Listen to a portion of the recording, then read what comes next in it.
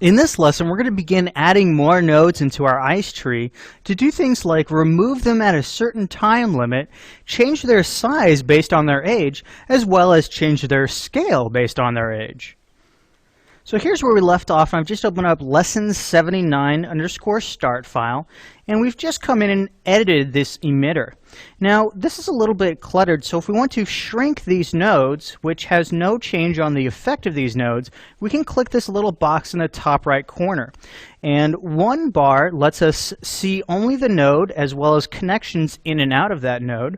2 bars lets us see the connection names, and 3 bars shows us everything.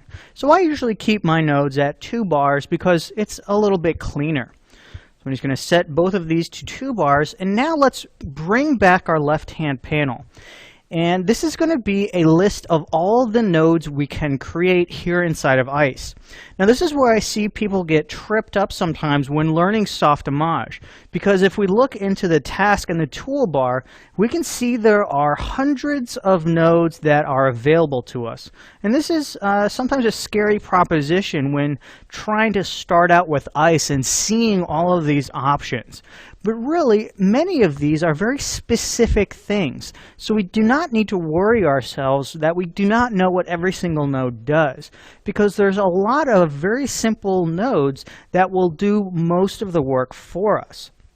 So under the Tool tab, we have access to all of the base level nodes, and these are sort of the building blocks of the other nodes we have access to under the Task tab.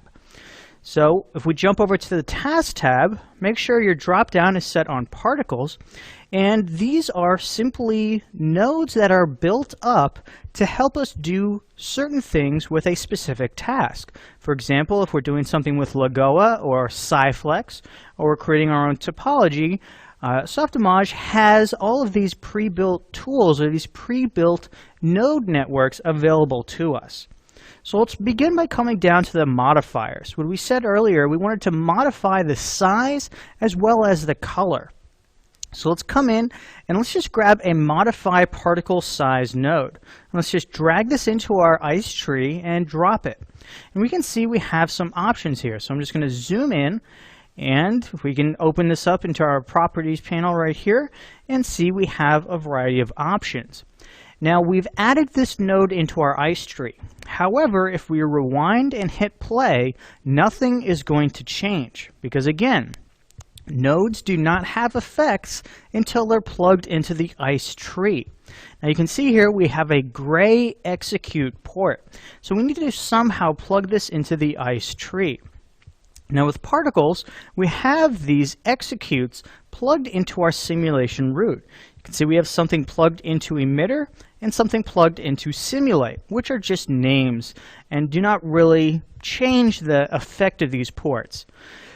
Let's dial this down now, and we can see we have a forces execute port and an execute 1. All the simulation root is letting us know is that we should do all of the executions we want on our particles before we simulate them. So if we want to modify our particle size, we want to plug this execute port into an execute port before the simulation. So I'm just going to plug this into execute 1. And now that this is connected through another node into the ICE tree, we're going to see the effect on our simulation. So I'm going to rewind and hit play, and what we should see now is that our particles change based on their age. However, it looks like our particles are gone. Now, whenever this happens, I always question, are they gone or are they just really small or transparent or hidden? So to test this out, I'm just going to jump back here and I'm just going to select. And we can see we've selected our point cloud and it looks like nothing is there, but once we begin zooming in, we can begin to see these particles inside of our scene. So the problem isn't that the particles are gone. The problem is that the modified particle size made them incredibly small. So let's now go into this and take a look at what we have. So we can modify our particle size based on any kind of parameter. And this is based on some sort of metric or number inside of our scene. So let's just keep this on age. And let's say instead of an end value of 10, which would be 10 seconds of age, let's change this to an end value of 1. So we should see our particles grow from 0 to 1 in the span of about 1 second. So if we rewind and we hit play again, let's see if we can see our particles now. And now we can see our particles spring into life later on in this animation. So we see they start out incredibly small and then they grow as soon as they've grown or their age has hit the end value of 1. Now, I'd rather have these particles start out something a little bit larger than 0. So we can actually come in and modify our profile curve. So I'm just going to grab this and move this up a little bit, right about here, and rewind and hit play again. And now we should be able to see our particles throughout the entire sequence. However, they're still pretty small. So let's come in and let's make the entire animation larger. Now, we can do this in two different ways. We can either move this curve, which can get a little messy, or we can simply come down and add to this multiplier. So let's say we give this a multiplier of about 5. So we're increasing the size of our initial particles and the ending particles by 5 times. And we can see this gives us really nice large particles based on that age. Okay, so that was the modify particle size node. So let's now come in and let's remove these older particles because we want to do something that is kind of like a stream or a smoke effect. And smoke usually dissipates or it disappears rather quickly, except our particles will live forever if we let them, as we can see here. As you can see, they just keep going on forever until we tell our particles to delete themselves or to die. So let's come over here, and inside this left-hand panel, we actually have a search panel that allows us to type in the name of nodes, and it searches the nodes for these kind of, or essentially what we're looking for. So let's begin by searching for delete. And you can see we have a delete particle, we have a delete particle at age limit, we can do it by volume, and we have some that aren't even affected or talking about particles. We have some topology nodes in here. Now, this is where ICE can get a little bit confusing because there's many different ways to describe something that you want done. For example, we have a delete particle at age limit, and I'm just going to drag this in, and you'll see it's red. It's red because it's not being executed, and so there's an error. Now, you'll notice also it's red because there's no age attribute. So you can see here, error. Attribute age limit is not initialized on our object. So to use this node, we would have to go earlier in our simulation and create this attribute. And that gets a little bit messy. So this is one of the lower level nodes, or the less complex nodes, that relies on several other nodes to work correctly. In our case, we can use one of these pre-built nodes called die. And this is, again, some of this is going to come when you become more acclimated to ICE. There are a few nodes that are called very specific things like this point cloud die node that might not spring to mind immediately if we're trying to delete particles. But again, through a little bit of searching and a little bit of familiarity with this system, you'll be able to find these much faster. And the die is simply under our tool point cloud. So I'm going to just remove this delete particle at age limit, and let's plug the execute port of our die into something like our forces. Now, the forces is not, or this port says it's for forces, but again, we can plug anything execute into any other execute port, and ICE really doesn't care what the port name is called. So let's look at our die, and we can see that we're going to die at 1 second. So if we rewind and hit play, we'll see our particles begin to get removed when they get to a certain age. Now, this is a little bit too long. I'd really like these particles to get removed faster. So let's actually reduce this age limit down quite a bit. I'm going to try just the value 0.347. Again, these values I just play with until I find something that I like.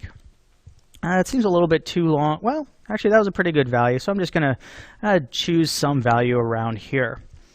Now, you'll also notice that once we're killing these particles, they're not getting as large as they used to. And that's because our end value of our modified particle size is based on 1 second. So we can see here the end value is set to 1. Now we just went into our die and we said any particle that's age is 0.347, some random number, is going to be deleted. So our size never gets to that final value. So to fix this, we can do one of two things. We can either go back to the modified particle size and update this end value, and again, hard put this in or put this parameter in, and again, this will now work. Our modified particle size will correctly grow until their death. However, if we go back to the die and we need to change this value, we're going to have to remember where this value is referenced in every other node. And once we get to an ice tree that has more than 10 nodes, which is incredibly common, it gets difficult to remember where all these properties are connected up and what is relying on what to get the correct effect. So one last thing I'd like to cover in this lesson is how we can plug a single node into both the age limit and this end value so that we can drive both of them and change both values at a single location. So to do that, we need to create whatever gets plugged into a light green port. Now if you're not sure what it is, it's very easy to find out. Let's just hover over it.